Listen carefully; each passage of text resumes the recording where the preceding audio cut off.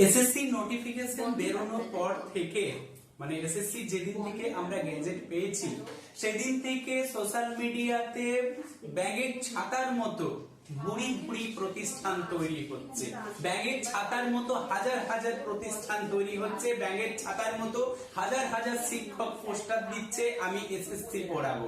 যে ছেলেটা সদ্য নেট পাস করেছে সেই ছেলেটাও দেখছি পোস্টার দিচ্ছে এসএসসি পড়াবো। যে টিচার এতকাল কম্পিটিটিভ এক্সামের জন্য পড়িয়েছে সেই টিচারও দেখছি এসএসসি ইতিহাস পড়াতে শুরু করেছে, এসএসসি বাংলা পড়াতে শুরু করেছে, এসএসসি সংস্কৃত পড়াতে শুরু করেছে। যে প্রতিষ্ঠানটা এতকাল শিক্ষক নিয়োগ সম্বন্ধে একটা কথা খরচ করেনি সেই প্রতিষ্ঠানটাও দেখছি আজকাল শিক্ষক নিয়োগের এসএসসি পড়াতে শুরু করে দিয়েছে দু একজন টিচারকে কোথা থেকে ধরে এনে।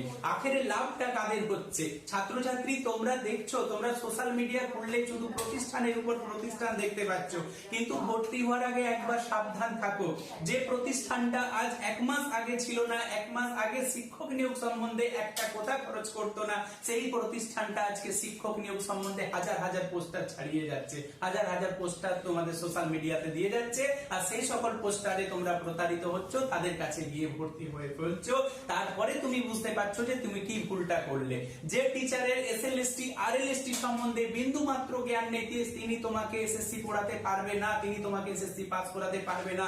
যে টিচারের এসএসসি পড়ানোর কোনো অভিজ্ঞতা নেই তিনি তোমাকে এসএসসি পড়াতে পারবে না। তাই যারা এই ধরনের প্রতারণা শুরু করেছে তাদের থেকে সাবধান থাকো। ভর্তি হওয়ার আগে দেখে নাও সেই প্রতিষ্ঠান আদৌ শিক্ষক নিয়োগের স্পেসিফিক শিক্ষক নিয়োগের প্রতিষ্ঠান কিনা। সেই প্রতিষ্ঠান তোমাকে আজকে শুধু সুসময়ে নয় অসময়ে তারা ছাত্রছাত্রীদেরকে এসএসসি পড়িয়েছে কিনা এই সমস্ত বিষয়গুলো জেনে নাও।